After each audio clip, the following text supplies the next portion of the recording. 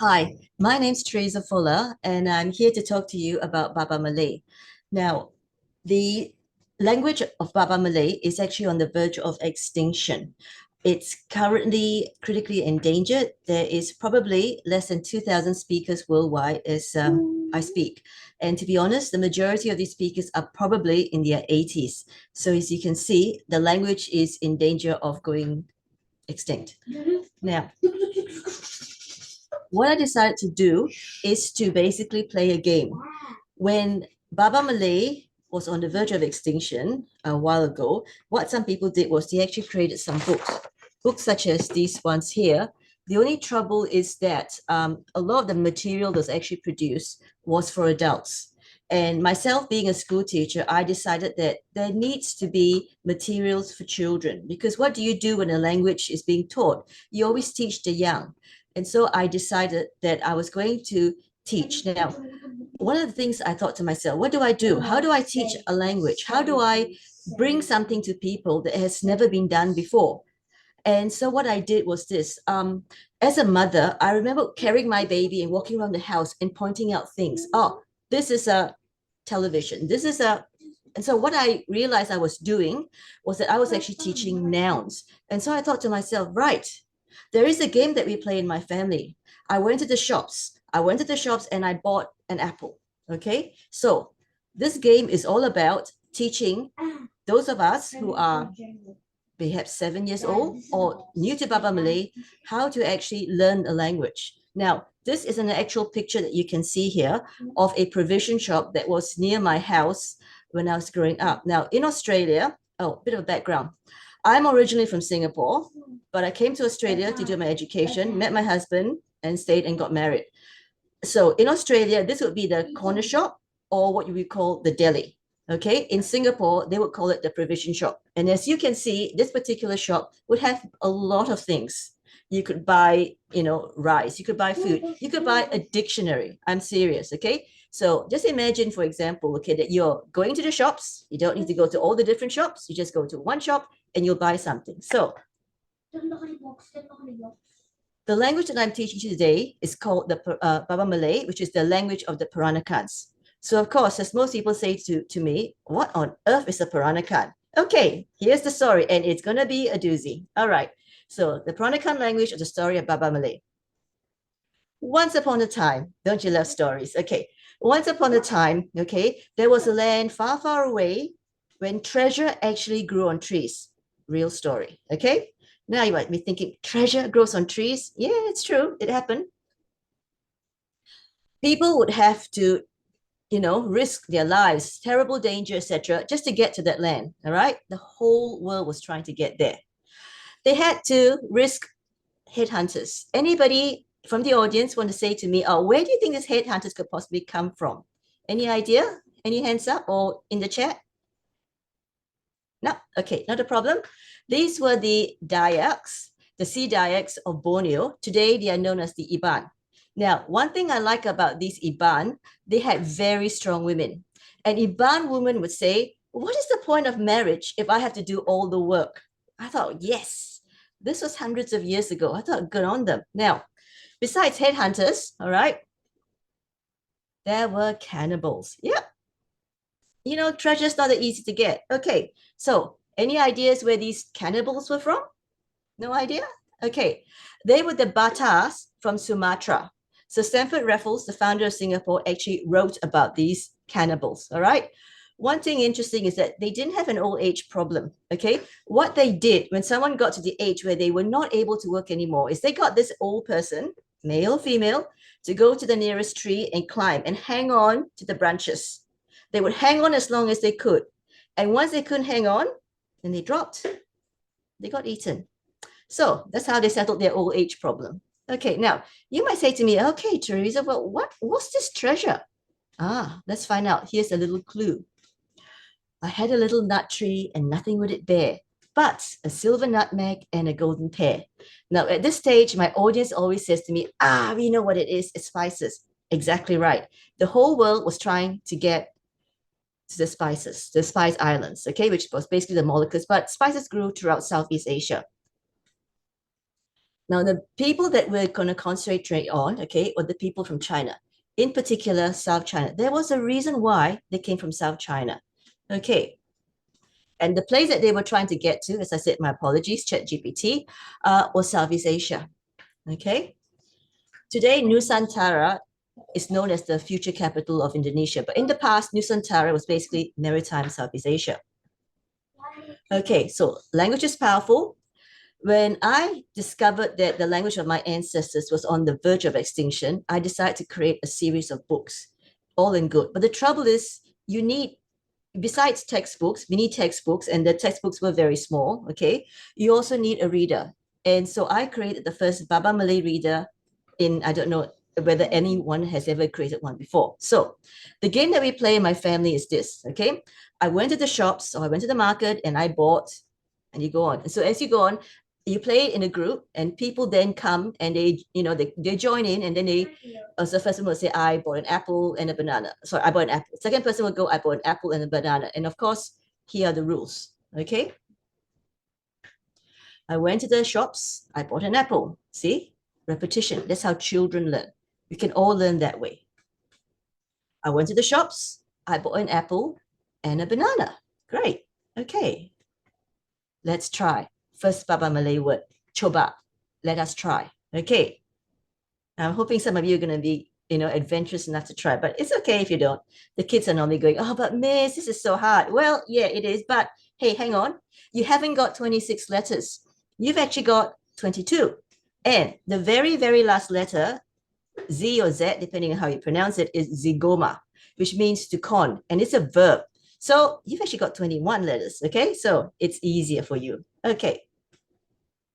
So again, all right, Gua Pi Keday, repetition. I went to the shops, and look, make things easier for you too.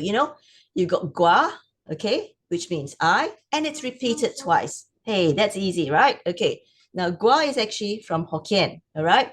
Pi Keday is from Malay. So Gua Pi Keday, I went to the shops. Gua beli, I bought, all right? So the rules are simple. Each member gets a turn. The first person starts off by saying, I went to the shops. I bought Alia. Okay. Then the second person continues by adding another item. The item must start with the next letter in the alphabet, and so on. And of course, the best part, forget a word and you're out. Okay. Gua Pi Keday, last chance before we start the game. Gua beli, okay. All right, memorize that. Let's start. Okay, let's try. Coba, remember? Coba. Okay, Gua Pi Keday, Gua beli. And so here then I introduce a vocabulary. All right, let's try, look, pick any word you want, but I just picked something for, that was easy. And I said Alia. Something was a bit unusual too, okay? So Alia means ginger. So here I have, okay, visual references, all right? If you are a visual learner, all right, and most times students in school, they learn better visually. So I provide the visual reference, all right? Gua beli Alia. And of course, I provide a few more things that when you play the game for the second or third time, you can actually pick. Acha, pickles. Alipan, centipede. Ampe, jellyfish. Okay, so we're going to go a bit faster now. All right. A, remember? Gua Pi Keday, Gua beli Alia. Okay, again, a visual reference. And this time we're on to the next letter of the alphabet, the letter B. Okay, Gua Pi Keday, Gua beli Alia. Okay, we'll pick one. I've picked one for you. Bamboo, very easy. I picked a simple one for you. Okay, but there's obviously others that you can use as you repeat the game. Okay, so again, take away the visual reference, see how much your memory is working. Gua Pi Keday, Gua beli, and then you think, oh, hang on, Theresa, you're trying to trick us. Yes, something's missing. We've got an A word, we've got a B word, but what do you think the thing that's missing in the middle? Anybody can tell me? No problems? Conjunctions, right? Conjunctions, if you don't know now, I'm not an English teacher. I'm a teacher, yes, but not of English. And I'm definitely not a linguist, okay? But as everybody else learns, okay, you have these words called joining words or conjunctions. Okay, so that's what's missing. So as you actually learn the game, you start to learn the rules of the language, which is very similar to most languages, okay? Okay, so conjunctions. Again, apologies for ChatGPT. Okay, interesting. There is no conjunction N in Baba Malay. Okay, if you wish, you may use the Malay word done. Okay, or and do it as what most Baba Malay people do or Peranakans do, omit. So, Gua beli alia dan bamboo. If you want to use, if you're desperate to use a conjunction, if it just makes sense to you, but omit it. It's fine, no problems. Or just omit the conjunction altogether. So, Gua Pi Keday, Gua beli alia bamboo. Perfectly acceptable. Okay. And plus for children, it makes things easier. No conjunction. Okay. The next one. Again, visual reference. This time we're looking at the letter C. Gua Pi Keday, Gua beli alia bamboo. Here says chinkere, a field cricket. Okay. And there's all kinds of other suggestions, but I just picked one for you. So let's see. Again, omit and see if you can remember. Okay, what were the words? Gua, pi keday, gua beli, alia, bamboo, chicken. Look, if you need to write them down, that's fine. All right. But, let's just see if you can test yourself. Okay. The next thing you realize is, okay, articles. All right, as I said, I'm not an English teacher, but I do know enough of articles because I'm a mom and I've got kids. Okay. When you use a noun, normally you would use an article. I bought an apple and a banana, okay? And a or the, but in this case, you won't use the, okay? So do they have one? No, I have no idea why, okay? But if you're really desperate, you can use the word satu or sa, short form it. And this is one thing I found out. Baba Malays like a lot of short form. Okay, they're not the only people, who have a language who likes short forming things. Okay, so let's go on to the fourth letter in the alphabet. Okay, Gua Pi Keday, Gua beli alia, bamboo, chinkere, and durian. Now, for those of you who don't know, duri actually means thorn, all right? By adding the an, it means fruit. So therefore, what you have is fruit of thorns. Just as if you would, for example, are familiar with the other fruit known as the rambutan. Rambut means hair. So rambutan, the an means hairy fruit, and it is hairy. Okay, so let's go on. Okay, now here I'm starting to leave things out for the students to see if they can actually, remember what I've been teaching them so far. Anybody wants to try? Gua? Nobody? Okay, not a problem. Okay, Gua Pi Keday, I went to the shops. Gua beli alia bamboo. Okay, and then alia bamboo, chinkere, sorry, I left out one, durian, and embun. Embun is actually a Malay word meaning dew. Okay. Okay, again, Gua Pi Keday, Gua beli alia, bamboo, chinkere, durian, and embun, and in this case, elephant. Now, in this case, we have an Asian elephant because you have to remember Southeast Asia, there's lots of jungles there. You're not going to be able to fit a huge, gigantic African elephant in the jungles. And the elephant, interestingly enough, okay, is known as the architect, okay, of the jungle in Southeast Asia. The reason is because they are such huge beasts. As they actually move around the jungle, they're actually trampling down trees, bushes, whatever else. They're therefore making paths for the other animals to move through quite easily. And if you've ever been in a rainforest, you'll know, as I have, okay, you can't go through very easily unless you've got something called a parang, a sharp knife to cut your way through. Okay, so here are some more words. Okay, so again, I've omitted stuff. Okay, Gua Pi Keday, Gua beli alia. Anybody wants to try? Okay, not a problem. Gua beli alia, Gua beli bamboo. Chinkere, diren, embun, gajah, and in this case, hanching. Okay, hanching. Sorry, news. All right. Okay, so Gua Pi Keday, I Gua beli. Okay, so you have alia, bamboo, chinkeret, diren, embun, and there's no F, remember? Hanching, I, ite. Ite meaning duck. Okay.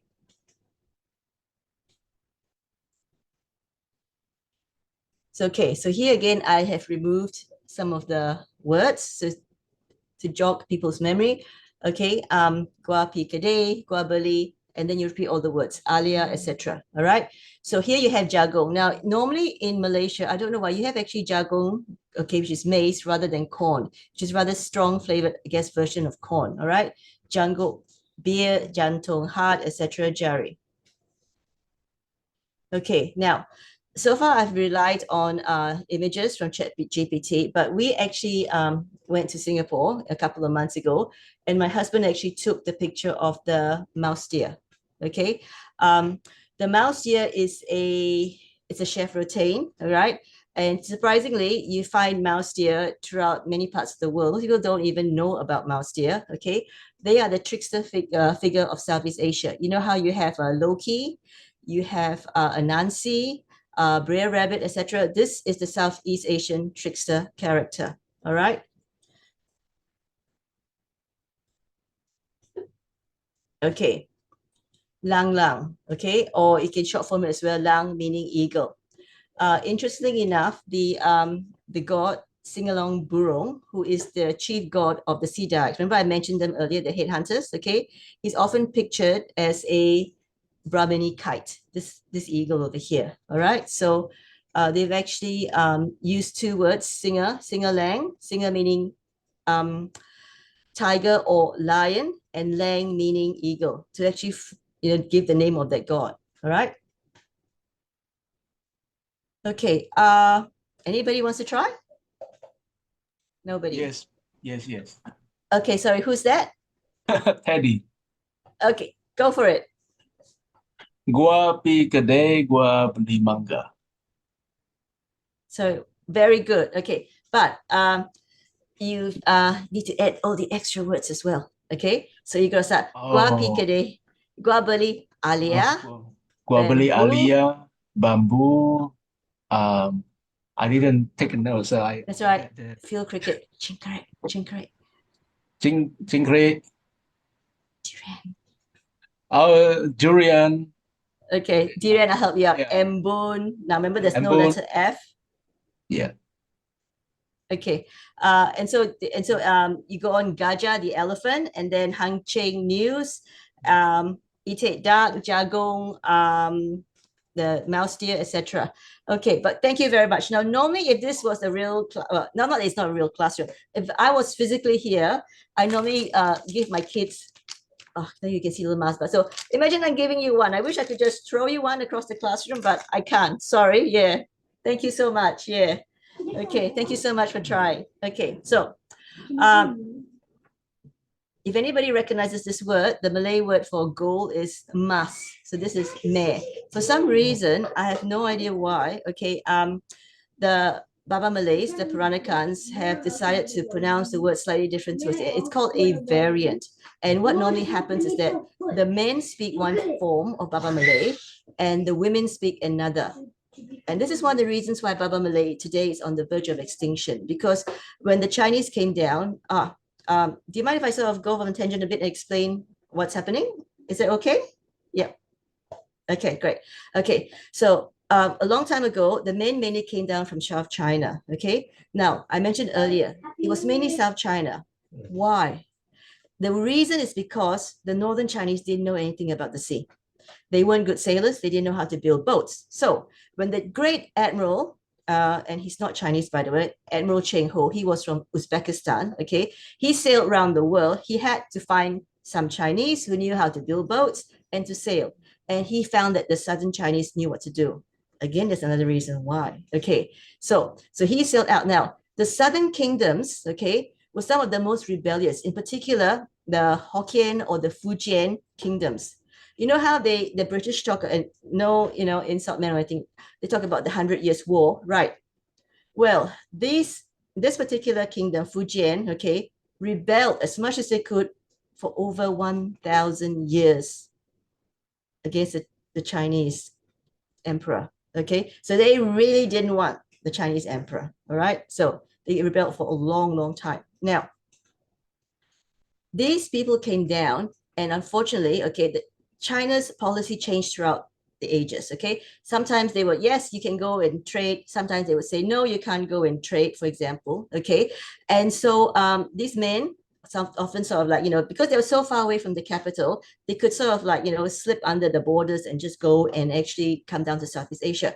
Unfortunately, the women were not allowed to go. Okay, so the men came down and they decided, oh, okay, we want to set up a shop here, but was stuck because they come down with the northeast monsoon, which spans 6 months of the year. It blows that way, okay, northeast, and then 6 months later the southwest monsoon takes the ships back up to China. Now you imagine if you've got a business, people are going to rob you blind. So what they did, okay, was they intermarried the local population. Now, some people think, oh, well, it just made logical sense. I, however, am a romantic and would like to think that they actually fell in love. Okay. So they intermarried. And so their women, their wives, okay, took over the business while the husbands were gone back up to China. And that's basically what happened. So what happened then was this: the men learned to speak, a mixture. It's called a contact language, Baba Malay, okay? Because it's the result of two languages, two groups of people coming together who don't share a common language. And so what happens is that Baba Malay basically is Hokkien and Malay. Very, very broadly, it's Austronesian and Sinaitic. Okay, I hope I pronounce it correctly. Okay, but it's basically Hokkien. Now, you might say, oh, isn't Chinese Mandarin? No, it's not. If you met a Chinese out of China hundreds of years ago, they would most likely have spoken, okay, the four main groups: Hokkien or Minnan, Southern Minnan, Cantonese, Guangdong, okay, the Teochew, and the Hakkas. They were all from Southern China, all right? So Mandarin now didn't exist, all right? Mandarin at that time was the language of the court officials, okay? So that's what happened. Now, for some reason, Baba Malay has two variants. You have the Kasa variant, which is the coarse variant, Kasa in Malay as well, and the Halus or Alus in Baba Malay, okay, which is the purer variant. This was the variant that was spoken by the women, all right, and the children growing up. So Chinese, as they normally do, okay, when they go to any place, the diaspora, okay, they want to do the best for their children. So they end up speaking whatever language that the dominant race speaks, okay, because they want to fit in and they want their children to have the best, chance to succeed in life, which makes perfect sense. But the only trouble was that when the Chinese, in particular, the Chinese came down to Singapore, Malacca, and to Penang, all right, it was mainly controlled by the British, okay? So the men thought, right, the British, they speak English, therefore we will teach our children English. And so the children then learn English at school, but no one actually taught them Baba Malay officially in any capacity. But they had enough language to be able to actually write poetry. So that's basically some of the history behind Baba Malay. And because it was a spoken language, not a written language, the actual language itself, okay, how you spelled something could be spelled a variety of ways. At the moment this year, I'm actually writing book 7 in my Baba Malay Today series, and I'm going through having a lot of trouble because of the way they spell things. You have to sort of read down, look at the content and think, I think that's the word they're trying to use. And very often some of the words that they have used then at that time, we have no idea what they actually were trying to say. We can guess, but we've got no idea. Oh, and one more thing before I keep going back to the game. There is no one at this stage except for me who is trying to save Baba Malay, which is sad. Yes, it would be nice if there was a government. It would be nice if there was some organization, but there's nothing. I have no idea why. Okay. So this is why I created this. So basically what I did, just very quickly, I created the series, the Baba Malay Today series, okay, which is, as I said, small little textbooks that a child, a 7-year-old could use, or a beginner to Baba Malay. And then I created this Baba Malay Today book, which is the one that I've based this talk on today. And the contents of what you've got here is basically in there, of course, not with the pretty pictures, because pretty pictures cost a lot of money, but just sketches, etc., to give the general idea. So let's keep going on with the game. Before any quick question? If I haven't explained anything, if not, okay, let's keep going on because time's getting away. Okay. Okay, Naga. Ah, yes, look at this. Okay, now notice something different. Okay, that dragon has got no fire anywhere. People think of dragons, right? They think the Western dragon. Great. The dragon is generally evil. It sits in a cavern somewhere. It's guarding all this treasure. Not the Eastern dragon. The Eastern dragon, okay, is a beast of good, benevolence, all right? It doesn't, well, maybe one or two might breathe fire, but the majority of the Eastern dragons, okay, are good and they actually bring rain, okay? Naga in Malay or Lung in Chinese, all right? So these are the Chinese dragons. And I also do folk tales, and I actually trying to write a folk tale on, not folk tale, a book on the Eastern dragon, because most people don't know about it. They think dragon, they think Western dragon, but no, very, very different. Okay, so this was an interesting animal. Okay, so oh, I've forgotten my, sorry, I get really excited sometimes. Okay, so let's start before I talk about this one. Okay, Gua Pi Keday, Gua Beli, Alia, bamboo, chinkere, durian, embun. There's no letter F, remember? Gajah, the elephant. Sorry? Very good. Gajah, yes. In Hanchit, Hanching. Yay. I wish I could throw this to you. Ikut, Yes. Ikut, Ite. or Good, good. Ite, Ite, and then da, J was, I don't remember J. jagong, Jagong, and then Jagong, kanchil. and the Yeah, kangaroo mouse. it's a mouse deer. Mouse deer, that's right. Yes. Let me get you a picture. Oh. I've spent, so keep going, keep going. I don't remember L. L was what was L? Lang, Lang or Lang Lang. Oh, Lang Lang, yeah. Yes, yes, And then yes. and then M was huh. I just saw it too. Oh well, that's it. Manga, I'm done. manga. Yeah, you're done Oh, well. Then mango, Naga. manga. Yeah, very close. N, Yeah, N was the dragon. Naga, Naga. which in a lot of Indian languages, doesn't it mean snake or cobra? That's right. That's exactly right. Okay, and this ties in very nicely here. Just a side trip, and I'll come back to explain the onta. Did you think? Hang on. This is Southeast Asia, right? What's a camel doing in Southeast Asia? Okay. This is the book I spent. I don't know if you can see it. Okay. The mouse is a trickster character. Okay. I say to my students, can you tell me, looking at this character, okay, mouse deer, is this prey or predator? And they go, I don't know. And I think generally it's to do with the eyes, right? Okay. Predators tend to have eyes in the front of the head so they can see the prey, right? Whereas the prey, they have eyes on either side of their heads so they can, look out and think, oh, hang on, someone's going to come and eat me, right? So Sankanchil is most definitely prey. Yet he's a trickster character and he tricks the buaya, the crocodile, he tricks Arimo, which is the tiger, he tricks lots of people, okay? And the trouble is because of colonization, a lot of these stories were lost. So, okay, I'm a bit crazy, sorry. So besides creating all these books, okay, which my dear husband is helping me sponsor, as I said, there's no government helping.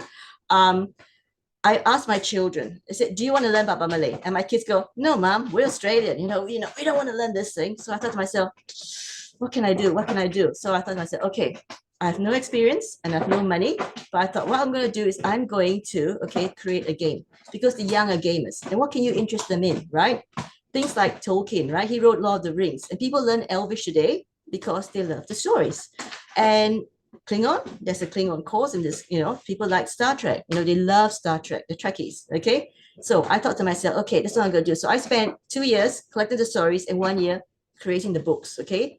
And I'm going to be putting this character into my game.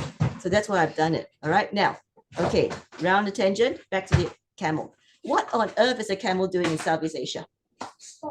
Okay, it's not actually in Southeast Asia, but okay. When the Chinese came down into Nusantara, right, Southeast Asia, maritime Southeast Asia, they weren't alone. There were people already there. There were the Tamils from India, southern India, and there were the Arabs. Because you see, When you talk about the Silk Route, right, there's two. There's the overland Silk Route over the top, and there's the maritime Silk Route. So not just language and words got exchanged, okay, like the onta, because they would have come in contact with the Arabs, etc. So they obviously borrowed it for some reason, okay. And this mouse deer, okay, this mouse deer, okay, you find mouse deer and mouse deer stories throughout Southeast Asia. You even find mouse deer stories, okay, in India, and you find mouse deer in Africa. In fact, okay, it's supposed that the whale, I kid you not, the whale and the mouse deer share a common ancestor. They could breathe underwater for a few minutes. Well, you couldn't, but you know, I'm not sure. Go ahead, go and research it and find out. Okay, it's in my book anyway. Yeah, so I found that really, really interesting. Okay, so I'm not just interested in the language, I'm also interested in the stories. Okay, so all right, so the Onta, because they came into contact with the Arabs, and the Arabs, they love their camels. So that's why you might think, oh, what's a camel doing? You know, it's not, but they spoke with the Arabs. Okay, so that's how come. Pisang. Now, remember, I went to the market and I bought apple, banana. Well, in Malay and in Baba Malay, it's called the same thing. It's called pisang. Okay. Anybody else wants to try? Okay. Nobody? Okay. Right. So Gua Pi Keday, right? Gua beli, alia, bamboo, cingkeret, durian, embun, there's no F, G, gajah, H, hancing, okay, I, ite, jagung, JKL, lang for the eagle, mango. So you do that now. What I normally do, and I encourage the people who buy the books and my kids, I say, okay, you don't have to go all through 21 letters. Just go, do the first 5, okay? And this is not just for Baba Malay. You can do it with any language. Just go the first 5, build up their sense of confidence, okay? Make them feel happy. And then later on, when they know most of the letters, okay, then go and increase it. Okay, maybe we can do 10 letters this time. You know what I mean? Because you're trying to encourage those, okay, who, and you know, you're throwing too many words at them. So start simple. Start with only a few letters in the alphabet, say 5, build up to 10, and when they get 10, reward them, okay? So, okay, Rama Rama is moth, okay? All right, I'm not going to go to the spiel because you keep hearing me again, all right? So these are the examples of the, oops, sorry. Okay, now, in Malaysia and Singapore, you only have 2 types of ants. You have the black ant, okay, which is called semut. This one in particular is called karenga, which is the red ant. And it's supposed to be the weaver ant. It weaves nests, etc.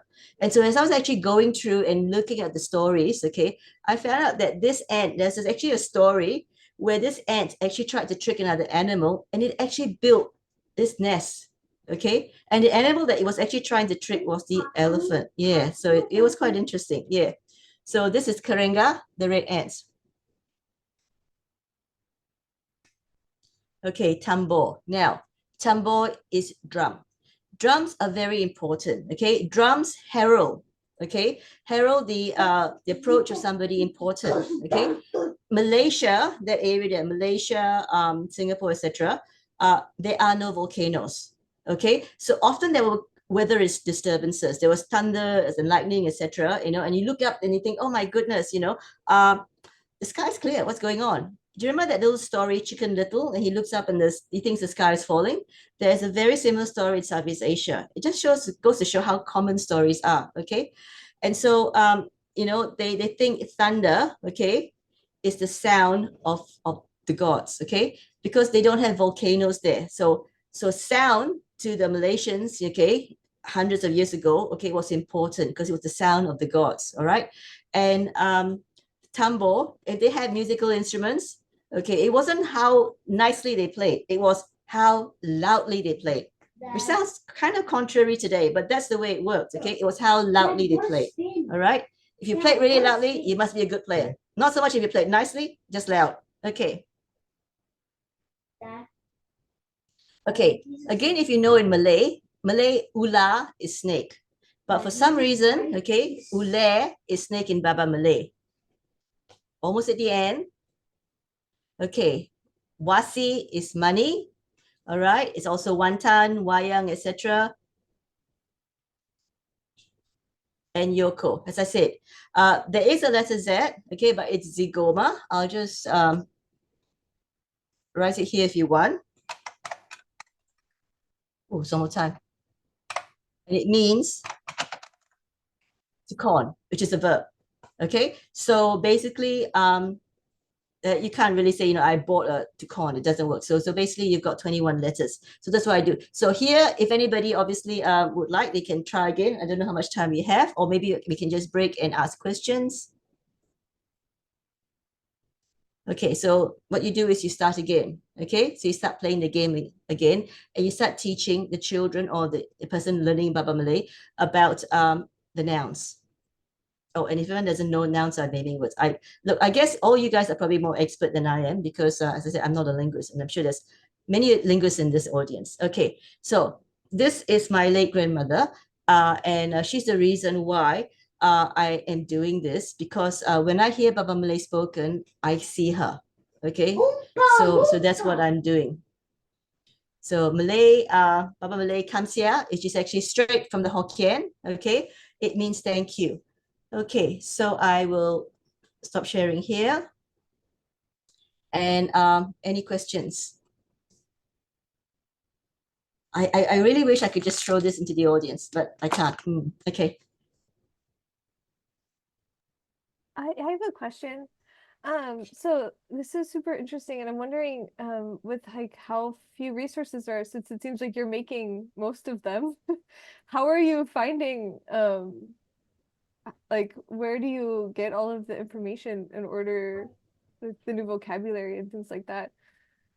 Okay, I was very lucky. Okay, what happened was that when COVID started, I lost 4 uncles and 1 aunt. And I thought, oh my goodness, that's how I found out that, because Australia was under lockdown, I couldn't leave. Okay, I couldn't attend a single funeral. It was like there's no closure for me. So I looked online and I managed to find the very last course. And I'll show it here. I don't even know if you can get the book anymore. The very last course, which was taught by my teacher, Kenneth Chan, Baba Malay Today. And as I said, this is a wonderful book, but it's for an adult. And being a school teacher, you know, should you aim for children? But for some reason, nobody thought to aim for children. So how did I find the resources? I bought this because I found his website and I bought it. The website, however, has since been taken down. No one's helping him. He's given up. You have a few people go, oh yeah, I'll help. And then throughout the years, people kind of drop out. And I understand people get married, they get children, grandkids, etc., or work gets too much. And so I got this book here. All right, if you want, I'll put the name here, Baba Malay. Malay for everyone. There is also this book here. The guys just died. A Baba Malay dictionary. Dialect. Yeah. It is. Okay, and there is this one which is fantastic, but you need, and it's about $260. You need to be a linguist. Okay, it's by Nala Lee, Dr. Nala Lee, and you need to be a linguist, and that's it. That's it. So if it wasn't for the course that I did, okay, if it wasn't for these 3 books, you can see there is a distinct scarcity of material. But I don't know, I'm crazy. Yeah, I know. I thought, well, somebody has to do it. And unfortunately, a lot of the associations, there's Peranakan associations in Australia, there's 3. There's Peranakan associations in Indonesia, in Singapore, Malaysia. I think there's one in Thailand. I'm not sure where else they are. No one's doing it. I just came back from a trip to Malaysia and Singapore. Technically, it was a holiday, but I also kind of use it as a, let's go and talk to these people. Let's go and people are going, oh, is Baba Malay dying? We didn't know that. And that's kind of where the conversation ends. I guess because a lot of people, learning a language is hard. Learning a language when there's no one to practice with is even harder. Learning a language when there's no one to talk with, there's no economic incentive, there are very few books, people give up. I have a question. How many people speak Baba Malay today? Okay, my very first slide, it said less than 2,000. That was done a few years ago, and that's optimistic. Most people are in their 80s who speak Baba Malay. How many Peranakans are in the world today? About 30,000. So all these books I have had to produce My husband pays for it because no publisher would touch my books. Because why? Why produce books when there's 30,000 people? There's not many of us. And the majority of people, like I said, I've gone and I've knocked on doors, the doors are shut. I have no idea. I've gone to some museums and either they haven't heard of me or their books, or they've heard of me, they've got my books. And then I say to them, what are you doing? What are you doing? You know, like, oh, help me. I get no reply. And some days I feel like crying and banging my head on the wall, but then I think of my grandmother and I think, okay, let's just keep going a little bit longer, a little bit longer. I won't be doing this forever because I've produced 6 books so far. Book 7, the book on poetry, is coming out this year. Then book 8, the book on idioms, is coming out. And then I thought to myself, my family's going, hang on, you said you're going to do 3 books. Now it's gone 5 books, it's got 8. Book 9 is going to come up because I've got all this research that if I don't put it together in a book, it's going to get lost. Now, one of the things I want to put down is this. Okay, people say, Theresa, lots of language are going extinct. You're right. Why are you going crazy with this one? Okay, remember how I said to you, people from China came down. The men from China came down. It wasn't northern China hundreds of years. It was southern China. Why? Okay, when Shi Huangti, the first Chinese emperor, unified China, it was China along the Huanghe, northern China. Southern China did not exist. Now, I had a heart attack. What? It didn't exist? Hang on, but I'm Chinese. My ancestors are from southern China. Okay, he did what all emperors do. He looked and he saw the plains of southern China. Wasn't called southern China then. And he said, oh, I want that land. So he sent 500,000 men under an emperor, a general, and I can't remember his name, okay, about 200 BC or something. And this general came down and he conquered southern China. And there were people there. They were called the Baiyu. Bai meaning 100, I'm mispronouncing it terribly. Yu meaning men, all right? And they had lots of characteristics. They were great swordsmen. They made swords that lasted hundreds of years. They blackened their teeth. They tattooed themselves. They were fantastic sailors, you see? So because they came down, 500,000 men, you know what the Chinese want to do? They want to, have children, keep on breeding and, have their names live on. They had no choice. They were encouraged, however, to intermarry the local population with these women. And these women were strong women, okay? When you talk about foot binding, all right? The only province that did not bind the women's feet, okay, in China were the Hokkiens. They valued their women. The Peranakans, okay, when they marry off their daughters, they would say to the groom's family, etc., this is the dowry, right? Thank you. We will take a small portion of the dowry, take the rest of it back. We do not sell our daughters, And when you get married to our daughter, you better live nearby so we can keep an eye on her. I like strong women. My books are all about strong women. Because when I read about these people, I thought, oh my goodness, a long time ago, these were women, okay, and they were treated literally almost equally. I mean, you think about it, right? Hundreds of years ago, these men, they would have intermarried by then. The Chinese men would have mixed with these Baiyu women, and then their progeny sailed down to Southeast Asia, and they had wives who they allowed to take care and look after their businesses for them. Okay, so there are vestiges of a matriarchal culture. So this is why I'm fighting hammer and tongs to save Baba Malay, because I believe, and as I say, I'm not a linguist. If someone could help me, that'd be fantastic. I would like to know, for example, what, it might not be possible, how can we prove that there are vestiges of that matriarchal culture in the language itself? I'm a mom, I have a family, I work full time, I do this, I wake up at 5 in the morning, but I enjoy it because I feel I'm getting closer to my roots.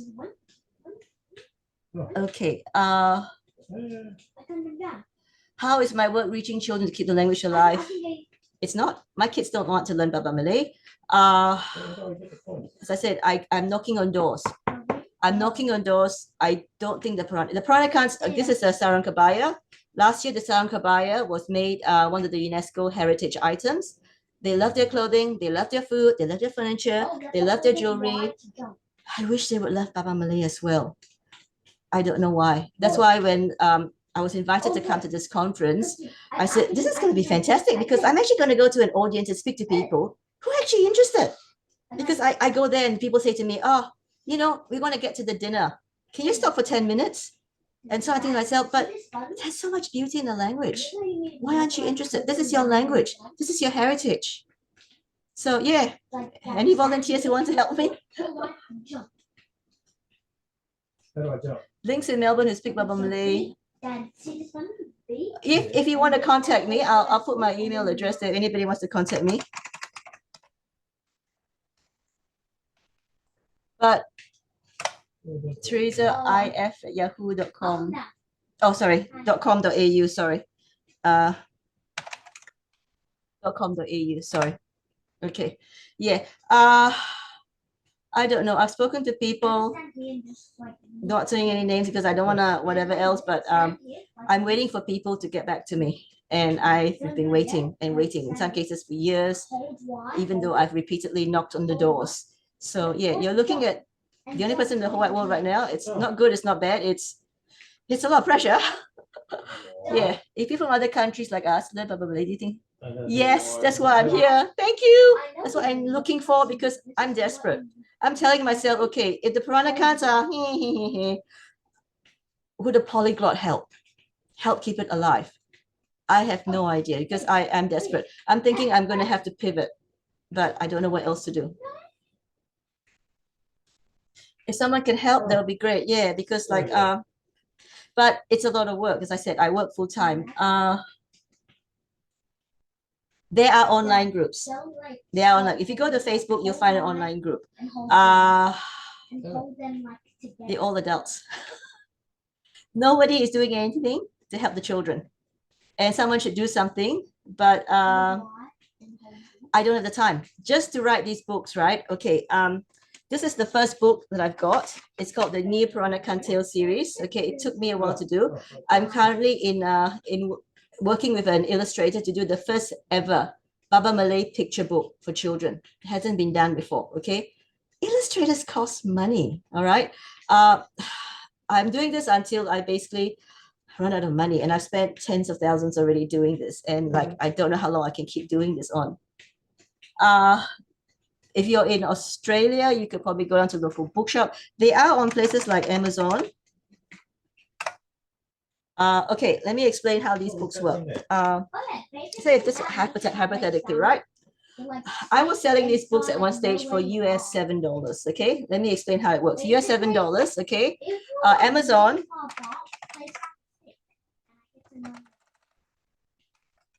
gets 55%. So $7, they get 55%. They get $4. Okay, then the print cost, whoops, is $2.50. I get what's left over, and I have to pay. In Australia, taxes are high. Taxes are 47% Australia. So at one stage, I was making 10 cents a book. I've now raised the price, I think, to $8 US. But trust me, I'm giving away the books. I'm literally giving away the books. I'm just so desperate, and I have been. My first trip to Singapore, I brought 100 books. I gave them away for free. The last trip, December, January, I bought $1,000 worth of books, and I've just been giving them away. The trouble is, people get the books, they think, oh, I've got one of my books, and they put on the shelves, and they think, I've got these books, right? So then I asked my friends in 6 months' time, hey, so have you looked at the books? How many books did you give me, Theresa? 1, 2, 3? They haven't opened the books. They think they got the books on their shelves, and therefore, they are, one day when they're ready, which will never happen, they'll learn Baba Malay. It's not going to happen. It's just not going to happen. Okay, you're looking at a very desperate person here because, as I said, I'm the only person in the whole wide world doing this. There's nobody else. My friends say to me, okay, if I'm out of time, let me know. They say, okay, why don't you just get the Malaysian government? The Malaysian government's not going to do it. Malaysia, this is not a Malay dialect. In fact, Malaysia government, they will probably push Bahasa Melayu. If you go to the different states in Malaysia, each state has got a different form of Malay. They're not going to, I don't think they're going to save them. I don't know. Okay, but I doubt it. So why would they save a language that mainly Peranakans? Okay, Peranakans, we tend to be mainly 90% Chinese and 10% depending on where our ancestors landed. If we landed in Indonesia, 10% Indonesian. If we landed in, say, Thailand, Pad Thai. So that's the trouble. Yeah. What is SOAS? Sorry. As I said, I'm not a linguist. I'm new to all this. If you can help, that would be wonderful because I have no idea what to do. I am struggling. Right now, I've got a team. I've had people, university students mainly, who are coming up to me and say, Theresa, you're trying to save the language. You're making a game. Yep. Any experience? Nope. That's not going to stop me. Look, I like to think the blood of my ancestors runs in my veins because I just want to keep going as fast as I can. Okay, but this is a bit chaotic, you know.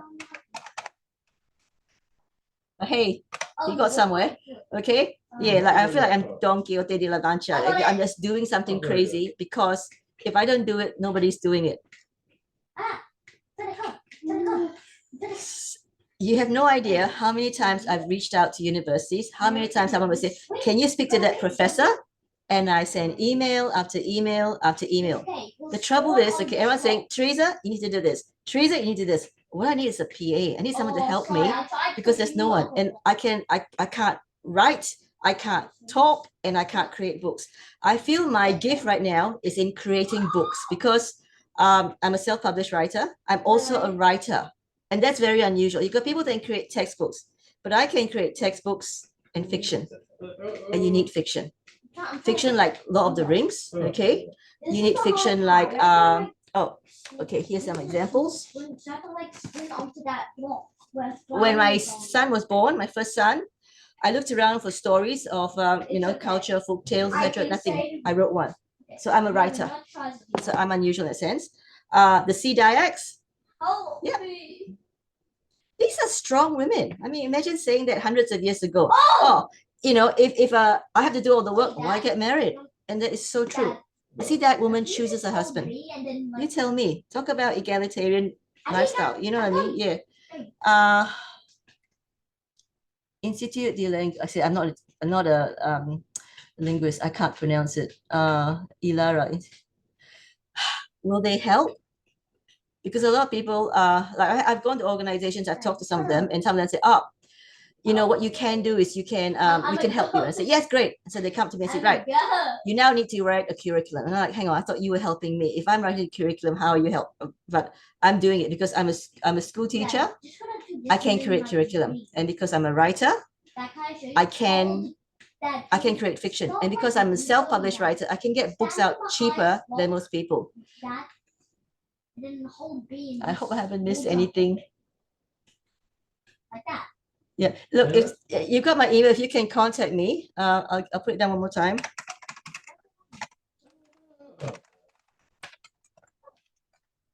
That's my email, and my website is here.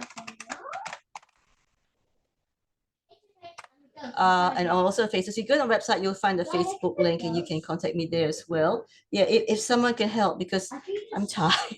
Dad, you have to you can't just do that. I think I have to go up to it. Thank you so much. I'm close to crying right now because it means a lot. Thank you so much. Kamsia. Thank you. Ghost up there. The reason why we're making a game, I explained this also, is because this is the first time a game is being produced to save a language. If we can make one game to save a language and it works, we can use this game as a template to save other languages. Games are expensive, I know that. And a lot of the people that have come to me, they're students, they're volunteers. They're not paid for this, but they want to see a language safe. And a lot of them, some of them said to me, oh my goodness, this is personal. I'm actually Peranakan and I didn't know it. It's okay, I'm the second time. Thank you. Hundreds of years ago, okay, when you met a Chinese person outside, we say a Chinese person came out of China into Southeast Asia, right? They didn't call themselves Chinese. If you're from Fujian, Minnan, okay, they were the Hokkiens. If you're from Guangdong, they were the Cantonese. They would fight each other. Today, you see someone, oh, I'm Chinese. You ask them, which group are you? Oh, I don't know. It's all like homogenous, but it wasn't the case a long time ago, okay? It wasn't. So yeah, so that's why I'm just fighting for it, because it's a lot of these things aren't known, and I have stupidity to go and do all this research and find out. That's why I said, even though I planned 3 books, it's now gone to 8 and possibly 9, because I got to put all that research in, because otherwise it's lost. Yeah. Thank you so much. Kamsia. I'm not sure how much time we have because I've definitely gone over time. Sorry. I tend to do that. I always talk and I go over time. Yeah. Thank you, everyone. I really appreciate it. Is there any more? Otherwise, I don't want to embarrass myself and start crying here. Thank you, comes here. When you say comes here, you say sama-sama. So comes here, you're welcome. So you learn some Baba Malay tonight. Yes, thank you. It's XX5 people time. Okay, sorry. Thank you so much. And hopefully I'll see you guys again. And please contact me. Okay, thank you. Bye. I'm not sure how to leave.